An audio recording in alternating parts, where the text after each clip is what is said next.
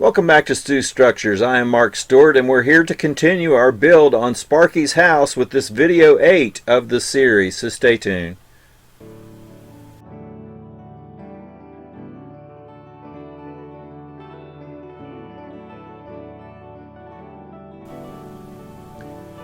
So we are back for another part of this build on Sparky's house. We have a lot to do. I've got another busy week this week. We'll see how much we can get done. I brought several things with me, or I am taking. I'm still at home right now. I'm recording this, but I will, within a couple of days, be going back to Virginia to work for another week, 10 days or something. I don't know. But in any case, I'm going to take stuff to do with me while I'm there. It's just hard to pack up everything. No matter what I do when I get there, I'm missing something that I should have took. I started doing a video on my to-go box, and maybe one of these days I'll just do a small picture of what I take with me on the road to work on some things. I don't always have the time to do that, but a lot of times I do bring stuff. In any case, sit back and let's see how much we can get done this week on Sparky's house. I'm just going to take a few shots here to show some of the wall repairs and things I was working on. I got a second coat of gray paint on it. I can see once I get some of the trim on some of these areas, I'm still going to have to come back and play with things just a little bit and add some battens to a couple areas and things like that. And there's this corner has a little damage on it here. I'm going to see if maybe I can cover that up a little bit. But as we go around the building, you can see most of the flaws that were there are nowhere near as drastic as they were before. And I think once we get all the trim underneath the eaves and stuff on all this, a little more paint, it's really not going to show. So I think this is going to end up being okay. Now the next thing we're going to work on is this porch roof, and I showed these triangles. I had them cut a long time ago, so I'm going to go ahead and just add them on to the ends of where the porch roof will go to. Then I just need to take this chisel bit and clean off some of the battens where some of the wood glues down to the front of the face of the wall. And then I go ahead and cut and paint the porch roof. And once I got it glued on here, I realized I don't know how I did it. I just, I'm in a hurry this week and I cut it too short. So I had to come back and add this little piece to the front of that to buffer that out to the front of the porch, and add this brace where the roof meets the wall at the top up above as well. Then I come back and put all these braces in place, just like I did with all of my other roof panels. And, that's a simple, quick, easy piece of work to do. Then we just measure and cut the roof panel, add our control lines on there for the shingles, and come back and glue that into place. And that, a quick, easy thing to do and be done with there. We've got trim underneath of it, we got the shingles. There's still things to do to this, but we're going to move on to another area. Now what I need to, another major component to this house that we haven't even began yet are all these dormers, these two dormers over top the garage and the front entrance area of the house. And you can see here they're just about flush with the face of the rest of the house. They set up kind of high on this wall. The roof lines in one of the pictures I can tell does not quite meet the peak of the house, but you can see it has these real wide overhangs. And where this roof line is at the bottom, I've got to add a little buffer piece of wood in there and kind of scab that out the way it needs to be. But then to figure out where the dormers are, what I'm doing here is just taking a measurement of the overall measure of the roof. And then with that, I can come in and blow up, like I did before when I was designing the house, the porch picture of the porch, so I can get a dimension on the dormers. And once I get the dimensions figured out, I'm just going to go ahead with my pencil and lay those out on the roof where the walls will meet the roof. And now that I know the dimensions, I can go ahead and start cutting the front panels and side panels to these walls. So I just go ahead and lay those out on a piece of wood. The bottom of those have a real wide trim piece. I go ahead and use my chisel bit and take off the battens off the bottom of the face of those walls. and then I go ahead and cut the side walls.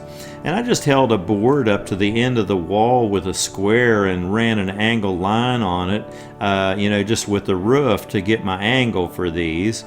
And then I come back, and where all the corners meet and where they meet the roof on that front wall, I just go ahead and put 45s on all the corners so that they'll meet upright. And then I come back and just, measured the windows when I measured everything else, and go ahead and lay those out on the board.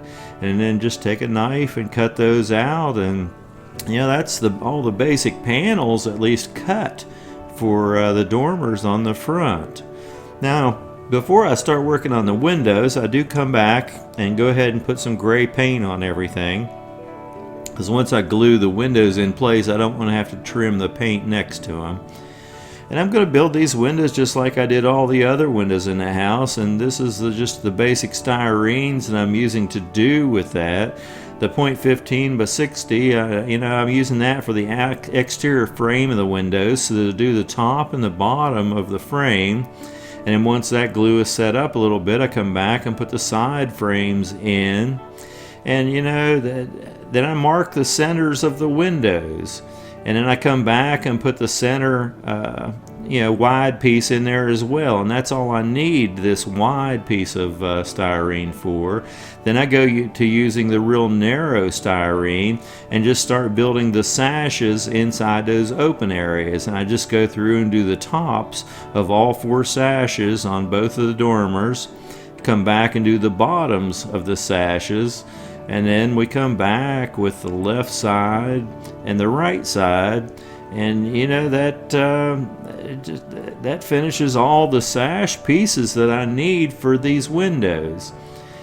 Now, when I connect the side walls to these, I'm not gonna put the glass in the windows yet, because I want to make sure I have plenty of room for these 4x4s and stuff that brace the interior of where these side walls meet up.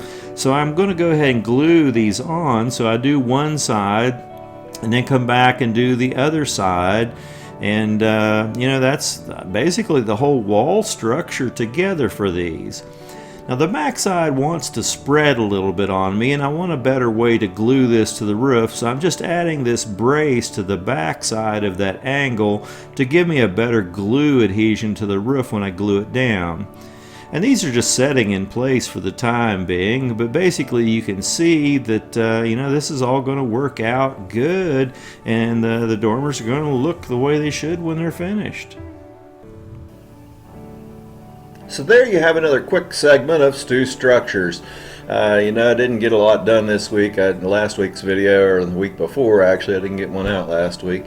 I kind of explained my situation. I have so much going on in my personal life, I can't keep up with everything. So, this building has taken a back seat to a lot of other things right at the moment. I was actually hoping with the 8th episode when I started this to maybe have this building finished, and well, it just didn't happen. In any case, I appreciate you coming back and sharing this time with me. We have at least a couple more episodes to get this house finished. The main structure pretty much is just about done now, even with those additions going on to the roof there. That's, mainly all the walls are in place now, or will be once I glue those on. But a couple little more roofs to do on little small areas like those, and the little building in the back, and then all the trim and the where the overhangs are on the roofs, get a lot of trim and stuff under those as well. And there's just a few little tiny details to add to the building once the building's done itself. So that shouldn't take a whole lot longer if I can come up with the time away from my real life to get this accomplished.